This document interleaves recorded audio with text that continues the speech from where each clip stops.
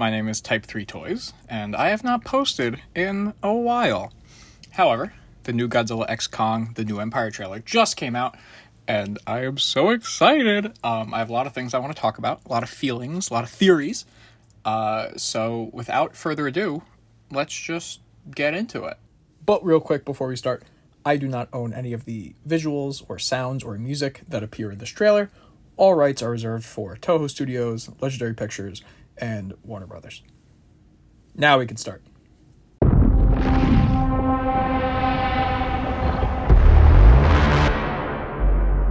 For centuries. So we've seen this footage before in the first trailer. This is new. Love Godzilla just interacting with the world around him. And the great apes became the protectors of humanity. That is an interesting line. They refer to Kong's species as the great apes. I believe this is the first time we're given any context to what his species is just outside of a titan, you know? Like the social relationship between him, his species, and other titans.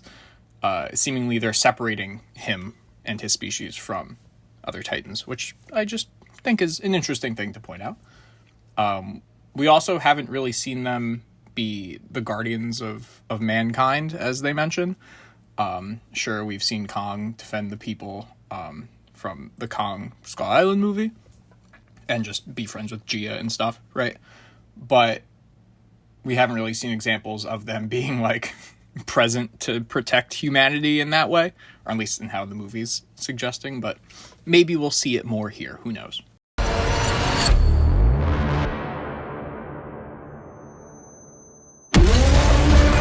Okay, pausing that, a very interesting frame right here.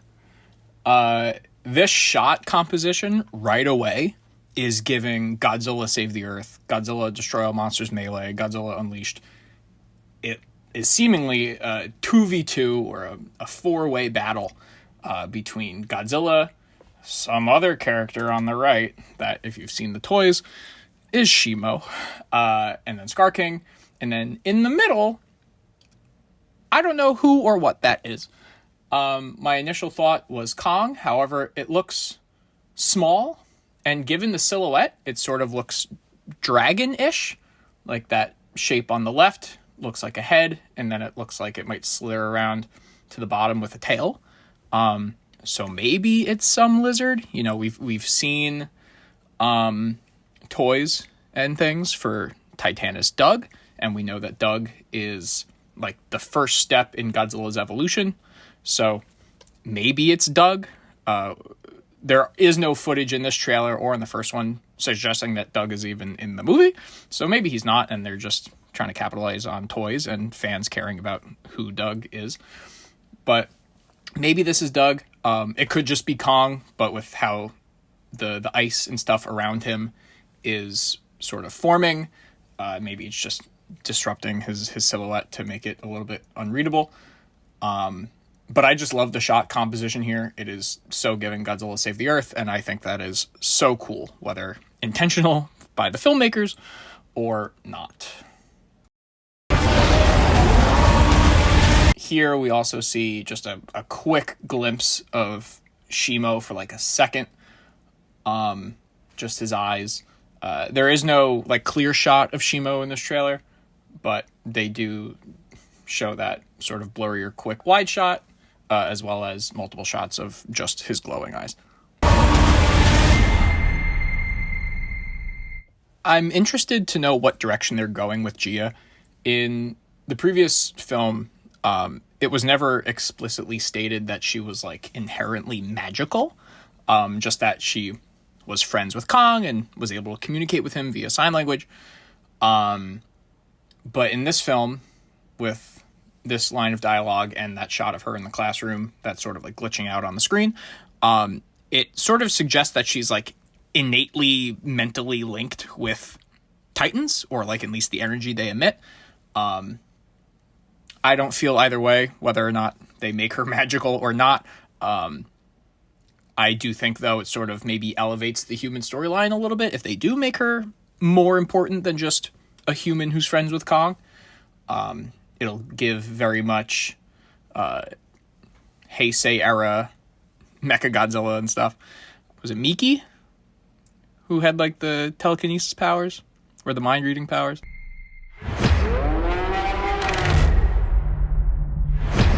We've discovered a signal.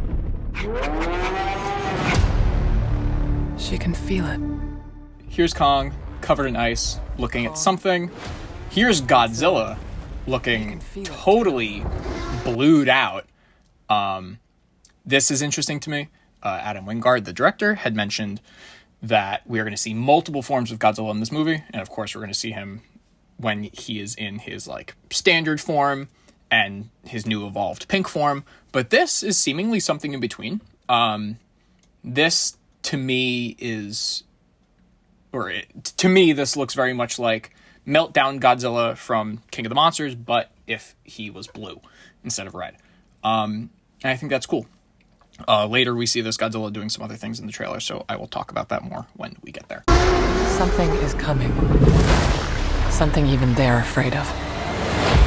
You feel like going for a ride? Thought you'd never ask. Just try not to swallow your tongue. What? Oh my God!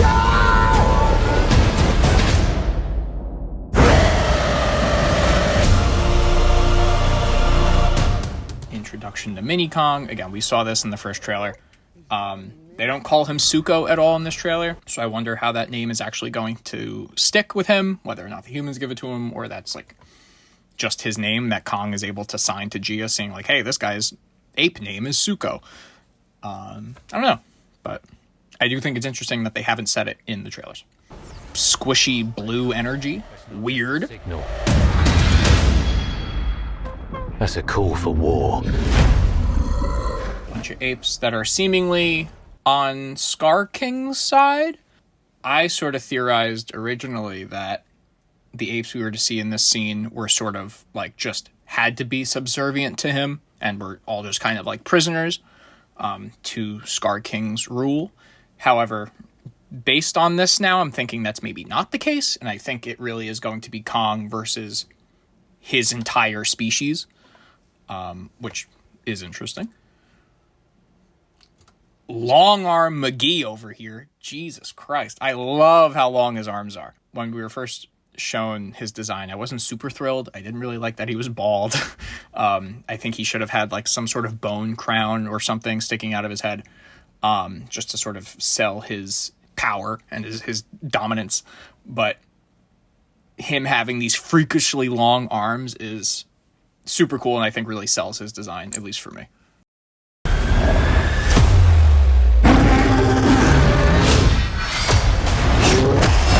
Some beautiful choreography in this fight. We see Scar King use his whiplash, at least that's what the toys call it, to wrap it around Kong's arm and rip something off. I can't tell if he rips a finger off or not. I don't think he does, but some piece of Kong goes flying after Scar King cuts him, which is pretty metal. Also, I just think it's maybe a callback to Kong Skull Island when Kong used the chain and the boat propeller against the Skull Devil as a whip sort of tool.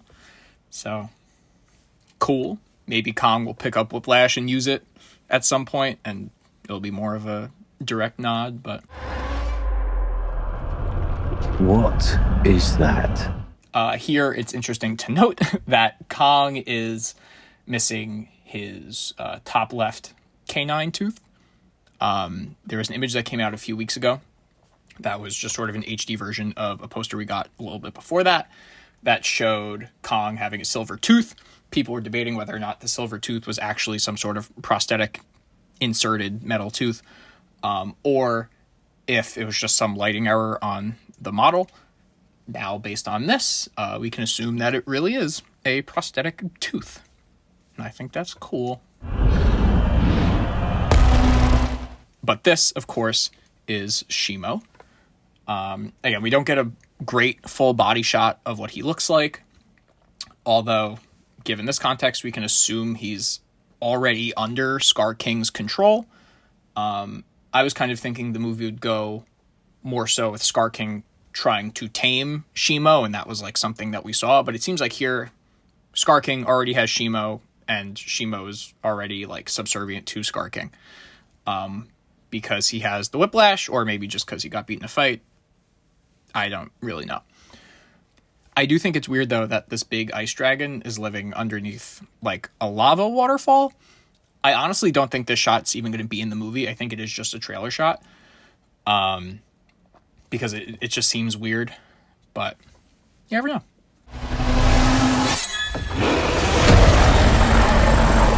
This, I think, is just so cool. This is where I think Kong's axe will break. I think he loses the axe after this fight, and it'll shatter from Shimo's ice blast. But just the weight that Kong swings that axe with is just so cool. And this movie and Godzilla vs. Kong in 2021 really stepped up how these monsters move and how their actions are choreographed. And it gives them so much weight, but also like so much like realness, I guess. So much majesty in knowing that movements like this could never be done in costumes and stuff back when the old films were happening. So just beautiful stuff, truly. Kong can't stop this on his own. He won't be alone. Same shot from the previous trailer, but with less music. This is another scene where I think we're seeing Shimo. On the bottom left here, I believe this is Scar King. And then in the middle of this ice beam, I think is Shimo already out of the ground and seemingly freezing over the entirety of Brazil. Almost. I'm sure that's his goal. I also find this interesting because from what I know, I believe in the expanded lore, Shimo ended the original Titan War between the Godzilla and Kong species and started the Ice Age. So maybe here Scar King wants to start another Ice Age by freezing the world over and ridding it of humans. And that is probably going to be opposed to Kong's new title of Protector of Humanity, with his, what they call him, ape kind. So this is a fight at the pyramids. This scene is cool because I think we're going to see just another straight up Godzilla versus Kong battle. And this is probably just for the sake of Kong having to convince Godzilla to work together rather than fight each other. So maybe we're going to see Kong kind of like whack Godzilla here. Now that he has his gauntlet and his fake tooth. But I think this scene will end with what we see at the end of this trailer, where they are roaring together at the sky, and now they're finally buddies, and they have to work together to fight Shimo and Scar King. They don't have to like each other. They just have to work together. I love the line of, they don't have to be friends, they just have to work together. I really like them selling this movie as a buddy cop movie, and if they properly convey that relationship between Godzilla and Kong in that way, I think that can just elevate this movie so much more.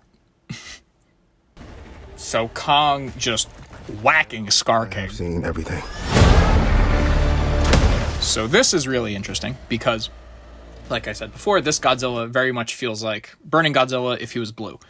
And I think that is emphasized by the fact that this Godzilla in this form does the EMP blast that we saw Burning Godzilla do in King of the Monsters when he was fighting Ghidorah. How does he have this power? Is this just like a super amped up, really pissed Godzilla? Maybe. Do they have to explain it really? No. Is it cool? Yes. And that's all I'm here for. So this, I think, is Mothra, because there was a figural keychain, which are like those foam mystery bag keychains that are for a bunch of different brands and IPs. Godzilla's had a few waves of them now. But one of them was leaked to be I believe it was called Rebirth Mothra, or Mothra Rebirth, which of course is a reference to the Rebirth of Mothra series, but is maybe just another name that a new Mothra is getting in the Monsterverse. In that picture, it's sort of like an orangish, more earth tone Mothra, and that's really interesting because it ties into, during a test screening for this film, there was like this goat winged character that was not Mothra, but they said that goat thing would be replaced with a classic Toho monster. And so I think that goat thing was replaced with Mothra.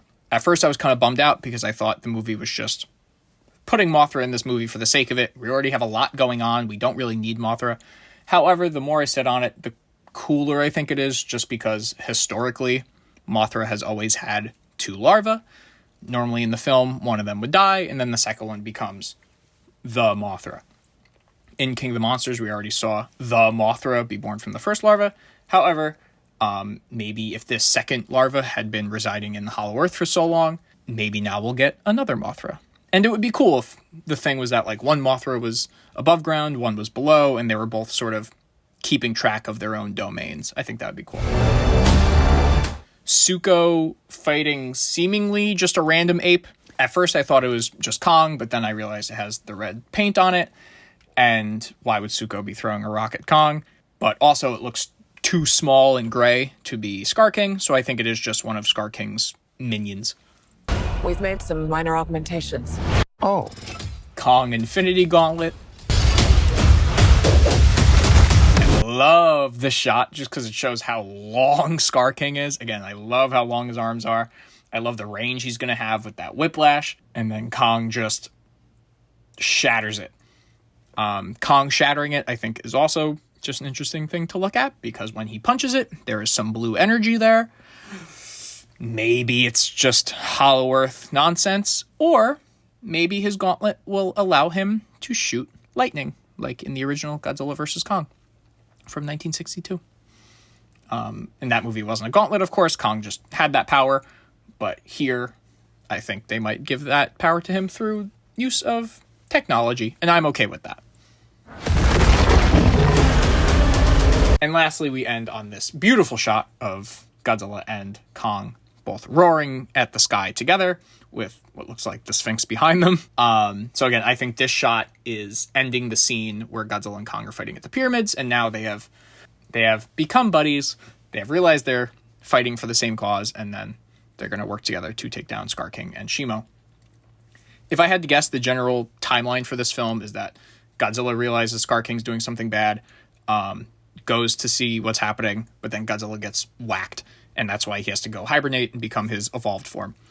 Kong then goes down after, second to Godzilla, after strategizing a little bit with the humans. Then Kong also gets whacked, and that's where he maybe gets his arm broken by Scar King and needs the gauntlet, and when he gets his tooth knocked out.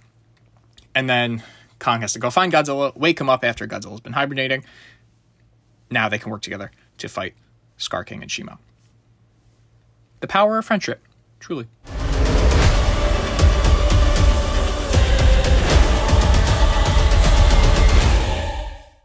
And that is the full trailer. A lot of really exciting stuff. I'm super excited. There is one more thing that Godzilla x Kong posted via Instagram in a teaser for the trailer. That is one piece of footage that is not here. And that is just a quick shot of Godzilla seemingly in the pyramid setting without his pink spines lit up. So he's evolved, but his pink spines are not lit up.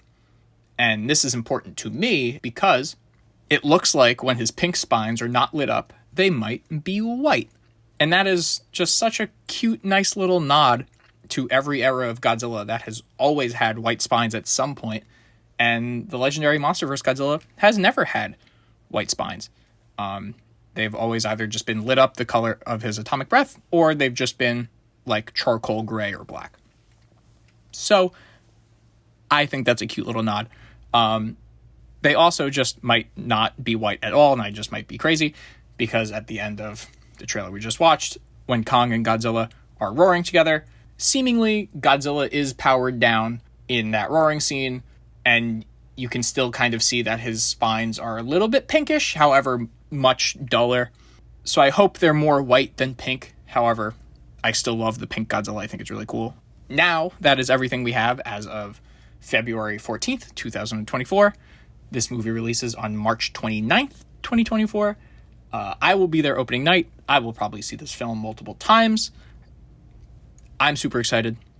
Godzilla vs. Kong in 2021 did not let me down, and it easily could have, because after seeing King of the Monsters in 2019, I was really not a fan of that film. I thought it was shot not so well. I feel like a lot of the spirit of the characters was just not there.